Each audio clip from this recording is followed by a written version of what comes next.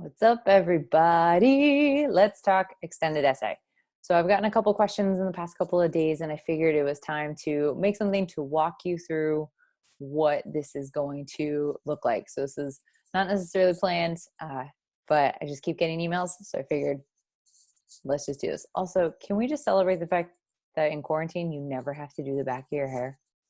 No one sees it. It's awesome.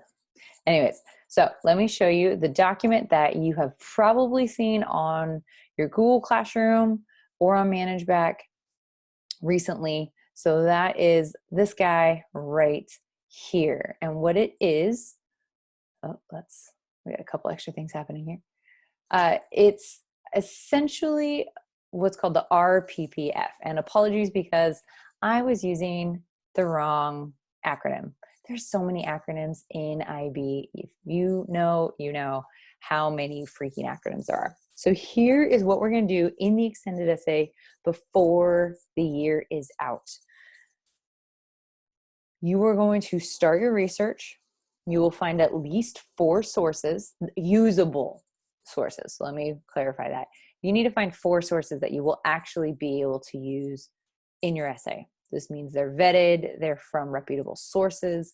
You've used something like Google Scholar to find them, and then you will meet with your supervisors either through Zoom or through email at least one time and create the first submission into what's called the RPPF, which is Reflection and Planning Process Form, I think.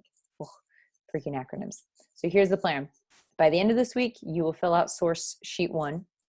You will submit it on either the DP Classroom or your Langlet Classroom. And then when you do it, I'm going to go look through it and then return it to you and give you the points for that. Or not give you points. We haven't decided yet kind of how this is going to affect your overall grade. So I will look at it, give you feedback if you need it, let you know if you look like you're on track or not. And then I will return it to you. You will then have access again to add to it, finish source 2, submit it again. So this is going to be a document that we're handing back and forth to each other over the course of the next 4 weeks before school is over. And before June 5th, you have to upload your first reflection into that RPPF document on ManageBack. And I'll show you what that looks like at the end here. So soon I'm going to introduce you to your supervisors, and they're going to be your go-to. Those of you who turned in proposals to Mr. Quinones before we went on quarantine, I took them all. I put them all on a document. I have done 2 or 3 supervisor trainings with them and walked them through what the extended essay looks like. I've also given them access to examples and things like that. So your supervisors are excited, and you should be hearing from them very soon, and the best way to get in contact with them. So when it comes to your research, most of you came up with a question that you're likely going to have to change as you go. That's just how that's how research happens. You have a question, you start to do some research, you realize you have to tweak your question, depending on whether or not there are resources available or not. Sometimes you're going to hit the mother lode and there's going to be tons of great scholarly research, and sometimes you're not. Here's a trick though. The extended essay really is about you creating a claim of your own and then backing that up with research that supports that. So it's not just what we would call an expository essay where you tell me or your supervisor or IB, here's all the information on this topic. That's an expository essay. This really is a research paper where you're going to have a question and you're going to research, and by the end of that research, you need to have an answer that everything that you write supports. So essentially, it's like whenever we do an argumentative essay in class, you have a claim, and then you have your body paragraphs that back up that claim, and your conclusion reminds your reader, hey, by the way, this all connects. This is why we went over this. So here's a couple of things that I gave you some tips and tricks. Again, all of this is either on your Langlet Classroom or the DP Classroom. Langlet kids, if you did not turn in a proposal to Mr. Quinones, and DP kids, same for you. If I don't have a proposal from you, you do not currently have a supervisor. So you need to get that information to me ASAP. This is one of those things where if we slack on assignments, it stops our progress through the rest of these bigger assignments. And extended essay is a requirement for every 11th grade student, senior, future graduate after this year at Prep Tech. So please don't sleep on this. It's a biggie and it's important, and it's what's going to prepare you for either college or life after high school. Here are a couple places that you can check. You can go to Google Scholar. You can look for specific sites. And the first thing you really need to decide is, what do you need to know to answer your question? And it's okay to tweak your question after you find answers. Nobody's going to get mad. So I'm also going to link a Google site that was created by Miss Rudd for you that also has a lot of research and resources that you can use. In any database, we also gave you a couple of keywords and some things about using and or. You can look up what the Boolean operators is to narrow your search. Combine keywords and subjects in order to search for the most effective things. Be careful of .coms. Often they're just commercial use, or personal blogs. Not a good place. Wikipedia is a fine place to start, but remember, you need to do that footnote hunt where you go to the original source and make sure that you're pulling your information directly from that source, not from Wikipedia. Thou shalt not. But it's a great place to start and find sources, because if people thought it was a good enough source to cite on Wikipedia, there's a chance that maybe it might be useful, unless you are some of my old students who used to troll people on Wikipedia. In that case, good luck. You can use in the entire document, you can use a one word. Let's see if I can actually just show you. If you go to scholar.google.com, hopefully you can see this. You can just here, you've got articles about COVID-19. It comes from all over the place. So say I am writing an English essay on Henry Gibson. There's a couple things you could do. So say I want to write about a doll's house and feminism. Okay, I'm going to put a comment here. We're not looking up case laws. Don't do that. Now I've got a lot of options. I can look at feminism and analysis of marital debt, dischargeability in bankruptcy. Probably not what I'm going. If I'm trying to write about how Henry Gibson portrays women as coming alive or coming of age or taking back their power, I don't know. You can look at, or how does history play into Ibsen's play? Another thing to look at is how many other people have cited that research in that topic. That's also an option. This one comes from Ibsen Studies. Check it out. Here you can actually read the whole thing. So it looks like it's from a personal journal. I'm not going to spend a lot of time on this, but I just want you to kind of see what this looks like. And then sometimes you're going to have to get it's not necessarily going to be free. So the trick, or you maybe can full article. See if that'll work. Nope, wants you to purchase it. So we're going to figure out a way to get you into these types of things. If you run into stuff, contact me. I can help walk you through trying to find it. Sometimes you can, sometimes you can't. I don't want you forking out any money. We do have online resources like Britannica and a couple others. So there are some things that you can do.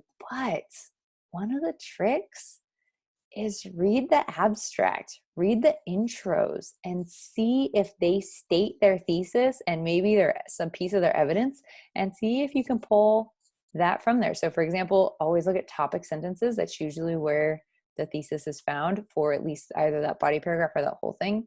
Here it says, it is quite obvious that A Doll's House can be seen as part of a dialogue between the two authors. So they're talking about two different authors here. It's John Stuart Mill and Henrik Ibsen, it looks like, or maybe a couple others. So maybe I'm going to actually write something similar. I'm going to read something else by this other author and talk about how their cultural context affects what they did. An idea. I have gotten a lot of my research just from the abstracts without having to read the whole piece, and that's normal. That's fine. That is a quick and dirty academic trick. Take it. Look for keywords. There's a lot of notes. I'm not going to read all of these to you, but these walk you through some stuff. The biggest thing is make sure that you take good notes. Create your own Google document and share with your advisor. So when you're working on this assignment, when you open up your document through either Google Classroom, each of you have your own document now. I want you to share that document with your advisor so that they can see your research process. And you'll know who your supervisors are soon. I am working on that. It is a tedious process, but I love you guys, so I'm doing it. So here's what's due Friday. Research notes. You need to find one source. So from now until Friday, Saturday, Sunday is fine. It's not a hard deadline on Friday. I would like you to turn it in by Sunday at the latest, knowing that Monday through Friday you have source number 2 due. All you have to do this week in the next 5-6 days is find one source that you genuinely think you could use to either support a claim that you have decided on or a claim that you are working towards, or answering a question that you are working on. I'm going to break it to you now. Sometimes you are going to work a lot with a source that at the end of the day doesn't connect to the theme or the claim that you're going to end with. In writing, we call this kill your darlings. Sometimes there are stories or parts of our story or research articles that we just really like. But if it doesn't attach to your claim, if it doesn't support your idea, really, you got to kill it. You got to get rid of it. So just know now that not every source is going to pan out. You might spend an hour or two on a source and it won't work, and that's okay. So when you're doing this, know that the expectation is this is about 40 hours worth of work, and you're more than welcome to work on it in your own time during the summer. Please don't, forget about this, because you're going to be writing it when we get back to school in August and September, and we want you to be prepared and not going, what was my question again? So you're more than welcome to spend more time on this. And I will promise I will answer as many questions as I can. So what you need to add in is here, you need to drop a citation. You can either use Citation Machine, EasyBib. There's another one on Purdue OWL that I love. And here are examples of how to cite a print document. This is as if it was a works cited. We're not talking about an in-paragraph citation. We're going to worry about that later. And so you can go to one of these citing places. And then here's the crux of it, though. You need to take copious, and by copious I mean a lot, of notes. A lot of notes. Start thinking about color coordinating your notes. In your notes, so you have your citation that goes here. In your notes, you paraphrase, put into your own words, summarize. Okay, if you paraphrase, think about taking a quote and rewriting that quote in your own words, not just by hitting it with a thesaurus, but literally putting it in clear, concise words that are similar to how you would speak. And also, let me just myth bust something here.